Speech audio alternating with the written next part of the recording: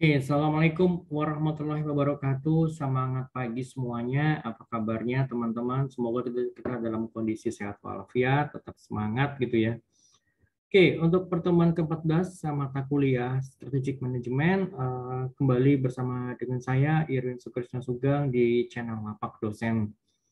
Oke, untuk pertemuan ke-14 kali ini, kita akan membahas itu mengenai audit strategik ya.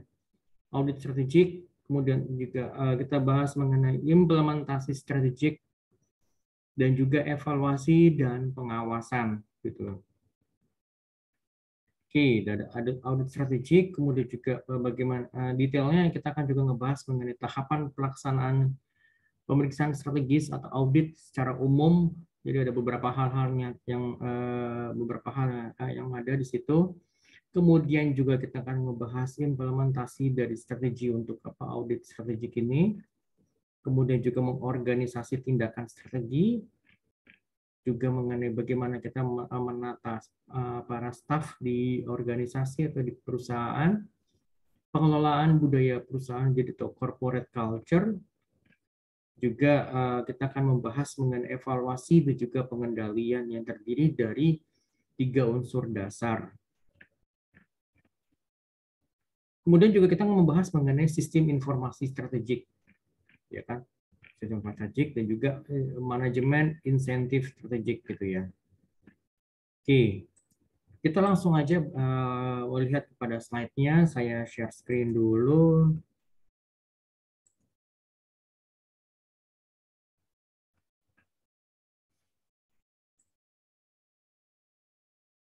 Oke, audit strategik, implementasi strategik, dan juga evaluasi beserta dengan pengawasannya. Audit strategik ini merupakan bagian akhir dari proses manajemen strategik, ya kan? Yang merupakan adalah proses evaluasi strategi atau audit manajemen. Komponen ini jadi memberikan feedback atau umpan balik kepada para decision maker, pengambilan keputusan di organisasi, mengenai apakah semua rencana kerja itu dapat diimplementasikan sesuai dengan rencana yang telah disusun sebelumnya, atau mungkin ada perlu adanya perbaikan, atau perlu adanya revisi, atau perlu adanya adjustment dari rencana yang sudah sudah ditetapkan sebelumnya gitu loh. Penekanan dari audit manajemen itu adalah pada proses manajemennya, khususnya pada prosedur perencanaan, organizing, organisasi, dan juga pengendalian aktivitas yang dipilih untuk diaudit gitu ya. Kemudian tahapan-tahapan pelaksanaan pemeriksaan strategi atau audit pada umumnya meliputi beberapa hal-hal berikut ini. Jadi mulai dari, sebentar ini saya coba gedein dulu, usulan dan pengenalan. Jadi sebelum tahapan audit dilakukan, jadi para auditor dan manajemen perusahaan itu sebaiknya dipertemukan terlebih dahulu. Jadi kedua belah pihak ini harus bertemu. Jadi untuk apa gunanya? Untuk menciptakan hubungan yang baik. Jadi tentunya pasti harus ada hubungan yang baik antara kedua belah pihak gitu kan ya. Ya juga pasti supaya komunikasinya lebih lancar dan juga apa ya juga jadi auditor juga bisa mengetahui apa sih sebenarnya yang diinginkan oleh pihak manajemen perusahaan gitu. Jadi dalam kesempatan ini auditor dapat mengetahui tujuan perusahaan secara keseluruhan untuk menilai setiap aktivitas unit ataupun fungsi dalam organisasi perusahaan. Selain itu juga auditor harus mendapatkan dan menelaah informasi lain seperti aktivitas yang dilakukan oleh perusahaan itu seperti apa detailnya, kemudian tipe-tipe pengendalian yang diimplementasikan gitu kan ya di perusahaan, dan juga struktur organisasi dan juga posisi unit organisasi dalam di dalam perusahaan secara overall gitu ya. Fase ini dapat dimanfaatkan untuk mengidentifikasi potensi-potensi masalah yang mungkin ada nantinya gitu. Lalu yang kedua itu kita bicara mengenai survei pendahuluan. Jadi pasti ada preliminary survey gitu ya.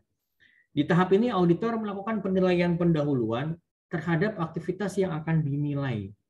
Jadi hasil itu adalah berupa informasi mengenai fungsi perusahaan, fungsional perusahaan untuk memonitor kinerja perusahaan. Jadi tujuan utama dari tahapan ini adalah untuk memperoleh pandangan umum mengenai fungsional perusahaan dan juga operasinya, serta beberapa petunjuk dari aktivitas khusus yang dapat menjamin dilakukannya penelaahan yang detail selama tahapan audit gitu. Lalu yang ketiga, penelaahan secara lebih rinci. Jadi setelah aktivitas fungsional yang akan diaudit itu diidentifikasi, jadi selanjutnya ditentukan kriteria kinerjanya gitu loh. Puncak dari tahapan ini adalah untuk merumuskan dan mendesain program kerja yang lebih rinci untuk audit yang lebih mendalam. Program kerja tersebut termasuk menentukan teknik audit khusus yang akan dipakai. Kemudian next, pengujian secara mendetail. Jadi pada tahap ini akan ditentukan kemuktahiran, jadi sifat yang sifatnya up to date, kelengkapan dan juga akurasi data, jadi data accurate, dan kelengkapannya juga kemuktahiran, jadi apakah data ini data yang paling akhir, yang paling up to date, atau masih ada data, ada revisi lagi, atau mungkin ini data yang mungkin yang masih belum up to date, masih versi-versi yang sebelumnya, itu yang perlu kita ketahui gitu kan. Jadi tujuan secara keseluruhan adalah mengidentifikasi area yang akan menjamin perhatian manajemen. Pengujian audit yang lebih rinci dapat diarahkan terhadap misalnya sasaran dan tujuan dalam anggaran yang sudah diotorisasi, informasi yang ada bagi manajemen yang telah dapat dimanfaatkan, dan juga aktivitas operasional mencapai hasil yang diharapkan gitu. Lalu yang kelima, pengembangan dan penelaahan semua temuan audit. Jadi dalam menilai kinerja operasional, pertama-tama yang perlu dilakukan itu adalah mendefinisikan standar operasional atau kriteria penilaian. Auditor harus mempunyai cukup pengetahuan dan pengalaman mengenai aktivitas yang diaudit, agar audit itu dapat mengembangkan kriteria evaluasi yang memadai. Lalu yang keenam itu pelaporan. Jadi keberhasilan pemeriksaan manajemen itu bergantung pada mutu laporan yang dihasilkan. Ya kan? Laporan pemeriksaan manajemen itu adalah alat formal untuk memberitahukan manajemen puncak temuan auditor yang signifikan serta rekomendasinya. Masalah ataupun temuan yang tidak signifikan hendaknya tidak perlu dilaporkan. Apabila manajemen dapat diyakinkan untuk bertindak sesuai dengan rekomendasi yang telah diberikan, audit secara keseluruhan barulah akan bermanfaat.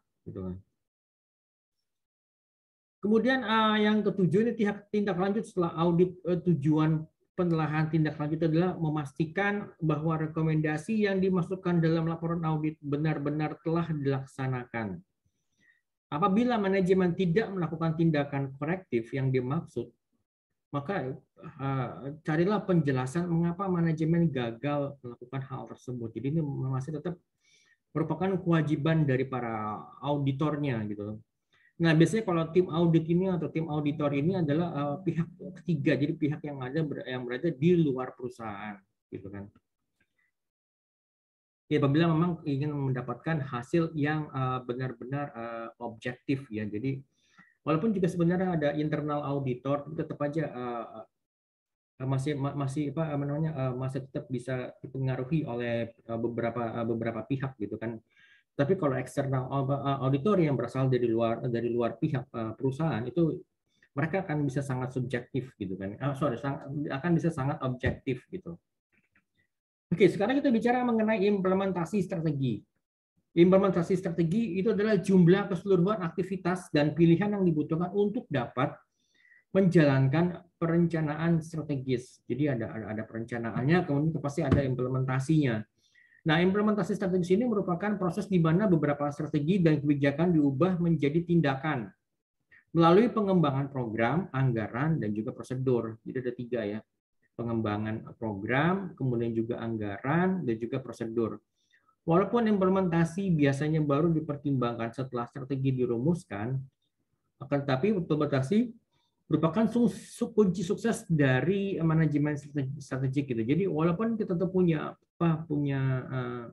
rencana yang sangat bagus gitu, rencana yang sangat sophisticated, detail, Tetapi kalau implementasinya itu kedodoran ya sayang banget. Justru malah kita adalah implementasinya, jadi kan implementasi untuk menjalankan perencanaan strategis, ya kan, implementasi yang merupakan bagian dari proses di mana beberapa strategi itu dan kebijakan dirubah menjadi tindakan. Jadi melalui apa? Melalui pengembangan, melalui program, anggaran, dan juga prosedur gitu. Oke, next. Kita lanjut mengorganisasi tindakan strategi. Para manajer divisi dan wilayah fungsional harus bekerja sama dengan rekan manajer yang lainnya dalam mengembangkan program, anggaran, dan juga prosedur untuk mendukung implementasi strategi. Nah, para manajer divisi ini juga harus bisa bekerja sama untuk bisa mencapai sinergi di antara berbagai divisi ya di dalam satu perusahaan, dalam satu organisasi, dan juga wilayah fungsional agar mampu menciptakan dan memelihara kompetensi khusus perusahaan. Jadi para manajer ini ya harus bisa bersinergi ya. Jadi misalnya antara beragam divisi, misalnya marketing, finance, operation, kemudian supply chain atau dan juga yang lainnya, misalnya finance, marketing, finance, kemudian juga accounting gitu kan ya, kemudian juga beberapa divisi-divisi yang lain, itu misalnya divisi untuk operation, divisi untuk research and development, itu harus bisa saling bersinergi gitu kan ya. Oke, pertamanya adalah kita mengembangkan program, anggaran, dan juga prosedur. Tujuan dari pengembangan program adalah untuk membuat tindakan yang berorientasi pada strategi. Proses anggaran dimulai setelah program dikembangkan. Jadi anggaran ini dimulai setelah adanya program. Setelah program dikembangkan, perencanaan sebuah anggaran merupakan pengecekan akhir yang nyata dari sebuah perusahaan terhadap kelayakan strategi yang dipilihnya.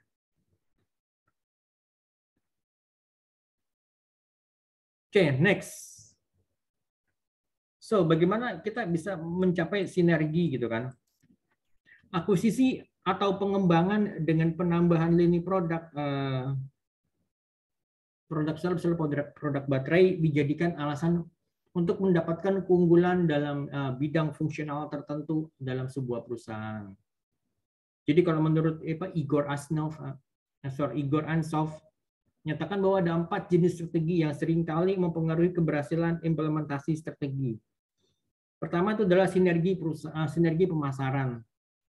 Jadi sinergi pemasaran ini dapat tercipta melalui kerjasama antara distributor, salesperson-nya, dan juga pihak gudang atau penyimpanan. Misalnya sebuah lini produk yang lengkap dari beberapa produk yang terkait satu dengan lainnya dan dapat menciptakan sinergi yang meningkatkan produktivitas mitra niaga.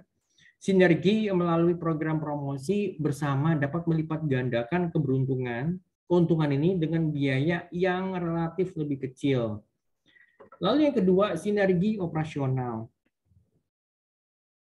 Sinergi ini dapat diperoleh melalui penggunaan tenaga kerja dan juga fasilitas bersama, atau melalui pembelian kebutuhan operasional bersama dalam jumlah yang besar.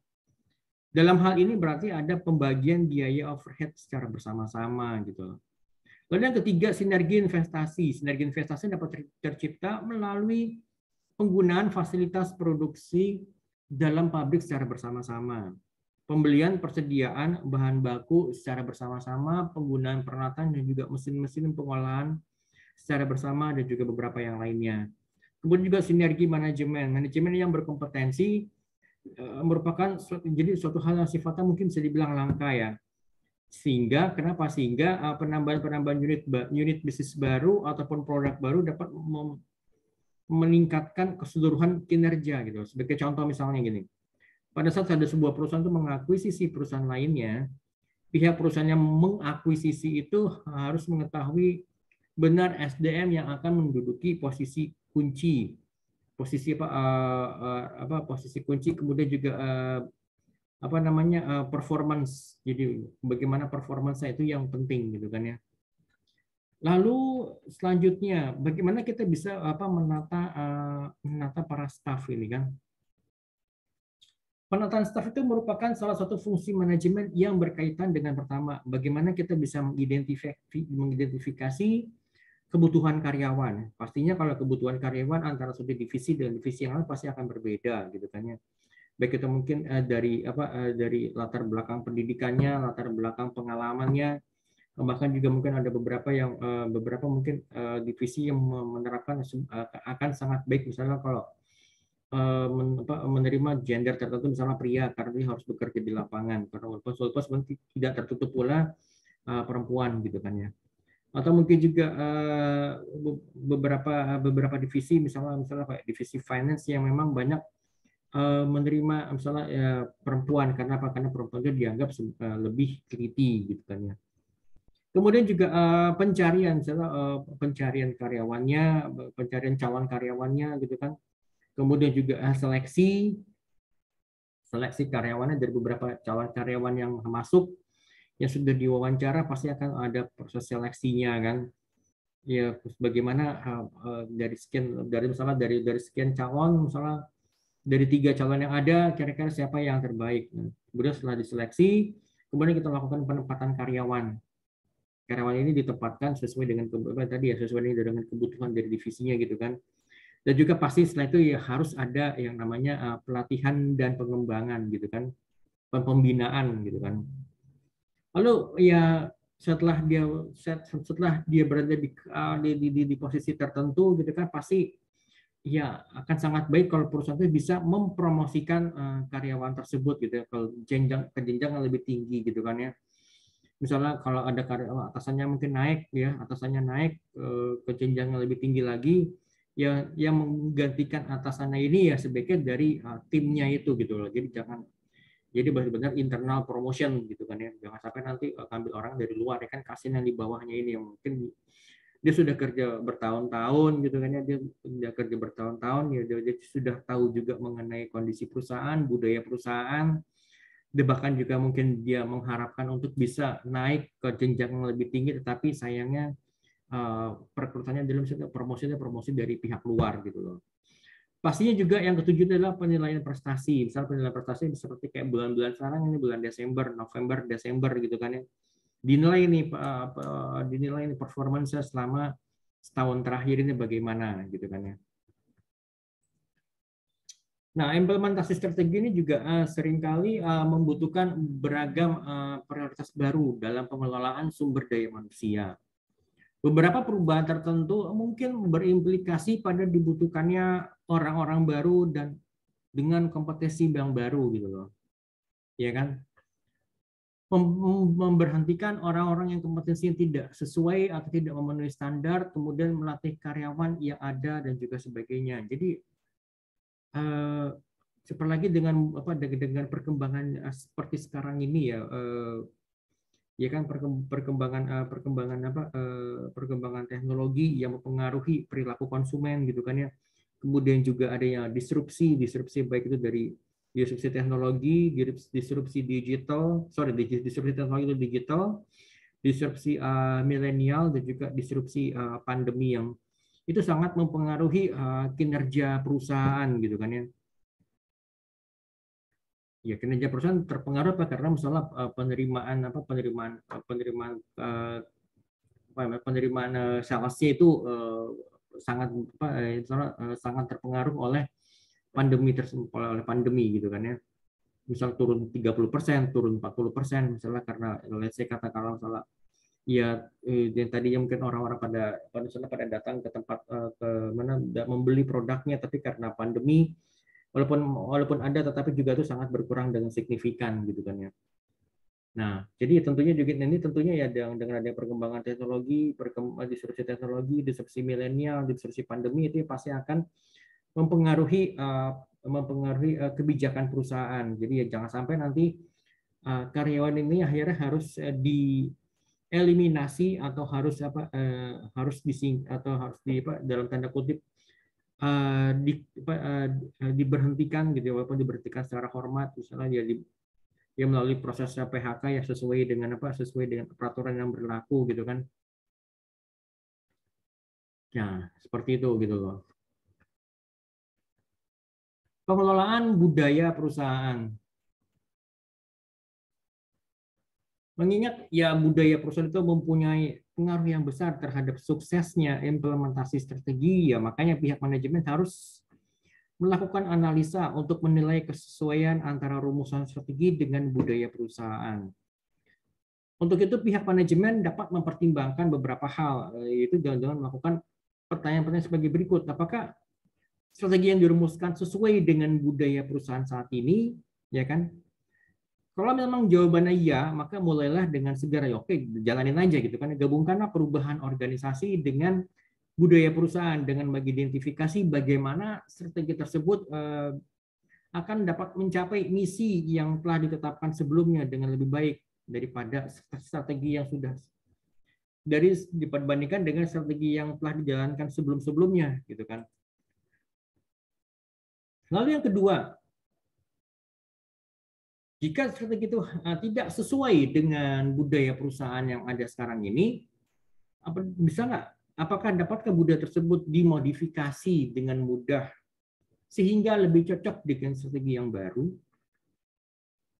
Jika jawabannya ya, jalankan strategi baru tersebut dengan hati-hati dengan memperkenalkan serangkaian kegiatan perubahan budaya, ya misalnya modifikasi kecil terhadap struktur kegiatan pelatihan dan pengembangan SDM, mempekerjakan manajer-manajer baru yang lebih cocok dengan strategi yang baru, gitu kan.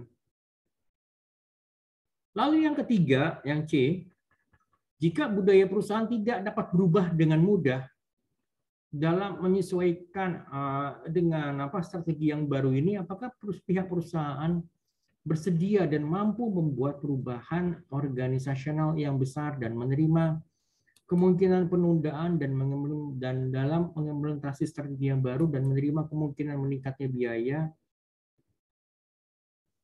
Apabila jawabannya ya, maka pihak manajemen harus mampu mengubah budaya saat ini dengan menetapkan sebuah unit struktural baru untuk mengimplementasikan strategi yang baru.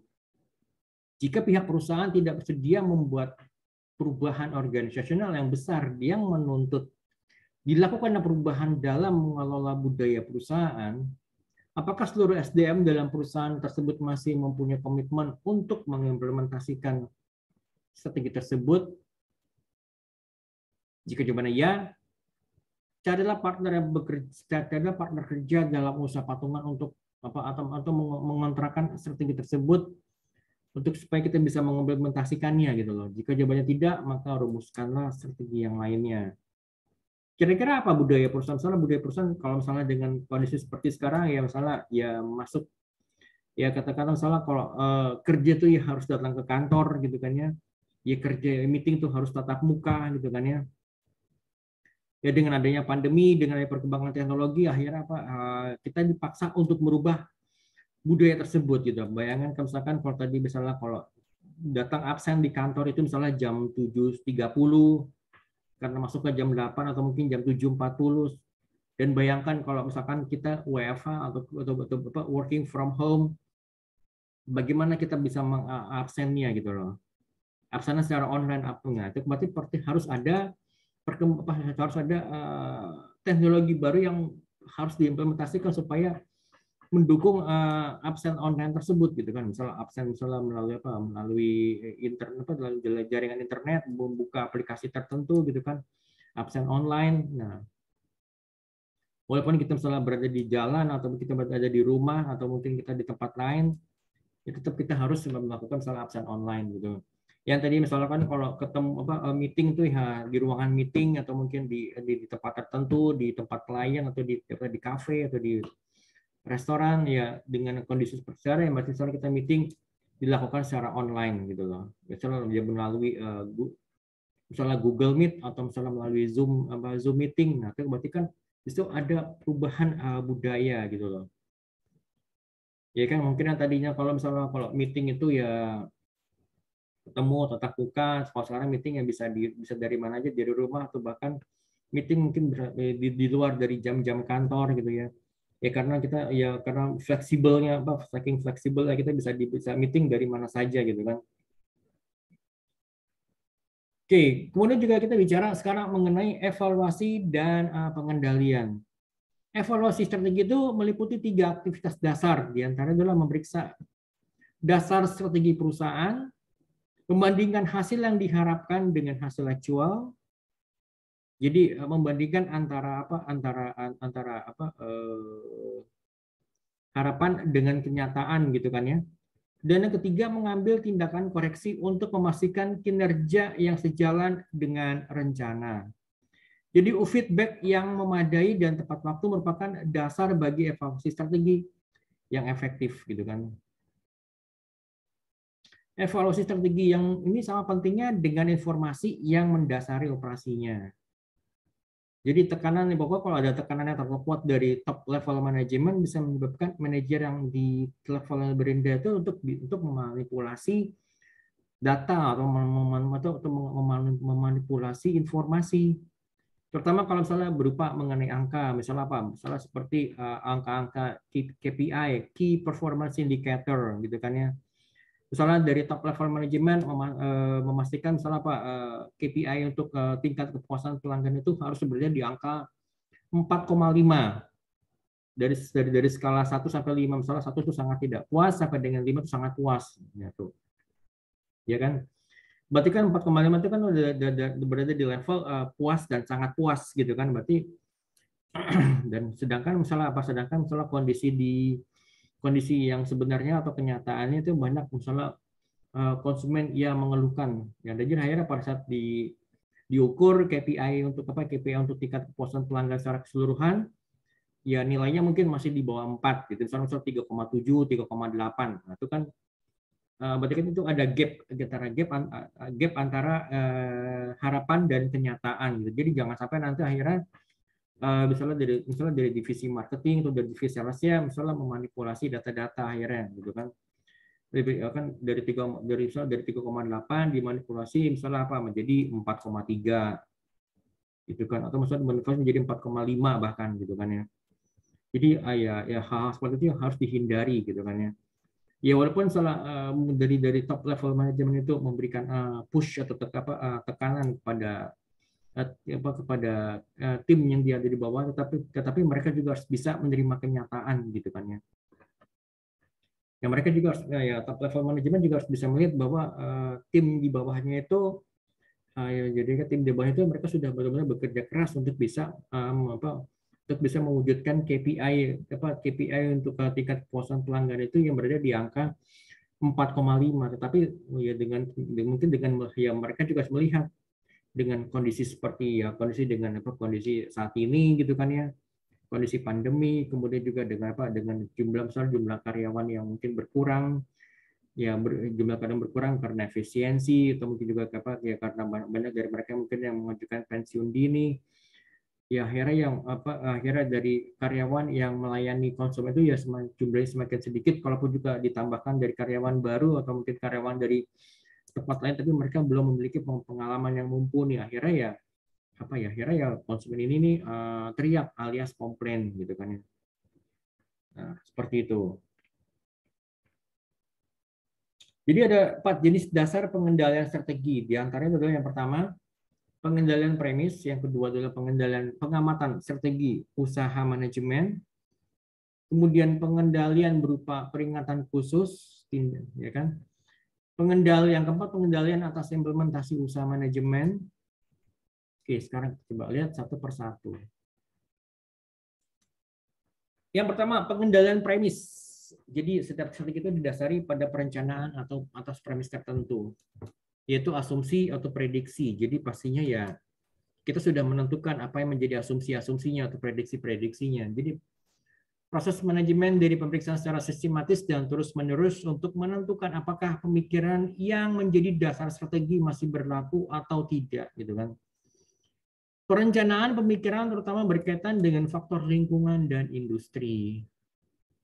Jadi kita harus melihat juga kan bagaimana kondisi di lapangan, kondisi di lingkungan. Bagaimana dengan tingkat growth di industri kita itu seperti apa? Apakah kita below average atau above average, atau memang tepat atau berada di level rata-rata gitu loh. Lalu yang kedua, pengamatan strategi usaha manajemen untuk memantau secara luas beragam peristiwa di dalam dan lebih sering juga di luar perusahaan yang mungkin seringkali mempengaruhi pelaksanaan strategi di masa yang akan datang. Gitu. Oke, yang ketiga, pengendalian berupa peringatan khusus tindakan-tindakan manajemen yang dilakukan secara teliti dan umumnya juga sangat cepat gitu ya. Supaya apa? Supaya untuk bisa kita memikirkan kembali strategi perusahaan karena adanya peristiwa mendadak dan tidak diharapkan. Nah, apalagi misalkan dengan contoh seperti kayak pandemi di awal-awal tahun 2020 ya, di awal-awal pandemi pada saat itu, bagaimana bagaimana perusahaan itu bisa dibilang banyak industri yang terkaget-kaget kan, yang tidak pernah mengira sebelumnya gitu kan, bahwa di tahun 2020 akan terjadi pandemi yang merebak di seluruh dunia gitu kan. Oke, kemudian di nomor 4, pengendalian atas implementasi usaha manajemen yang dirancang untuk menilai apakah keseluruhan strategi harus dirubah dengan mempertimbangkan hasil-hasil yang berkaitan dengan tindakan-tindakan tambahan dalam keseluruhan strategi. Hal yang biasanya berkaitan dengan tujuan khusus strategi atau proyek dengan pemeriksaan peristiwa-peristiwa yang penting yang ditentukan sebelumnya. Ini menurut Pierce and Robinson di tahun 2008. Oke, next. Sistem informasi strategik. Sistem informasi strategik merupakan sistem informasi yang untuk keunggulan kompetensi yang merupakan perkembangan dari fungsi sistem informasi secara umum, yaitu untuk menciptakan efisiensi dan efektivitas dalam pengambilan keputusan. Ya kan, pada saat top level manajemen ingin mengambil keputusan, mereka harus memiliki dasar informasi yang kuat gitu kan ya, yang kuat, tepat dan juga akurat gitu kan. Sistem informasi strategik ini yang berbasis komputer ataupun manual, formal ataupun informal, dapat melakukan fungsi dengan memberikan layanan informasi yang dibutuhkan oleh top level manajemen dan manajemen puncak. Salah satu alasannya itu adalah bangkrutnya International Harvester, itu adalah ketidakmampuan manajemen puncak untuk menentukan dengan tepat pendapatan yang diterima dari produk-produk sejenis dalam kelompok utama produknya, jadi dalam industri boneka ya.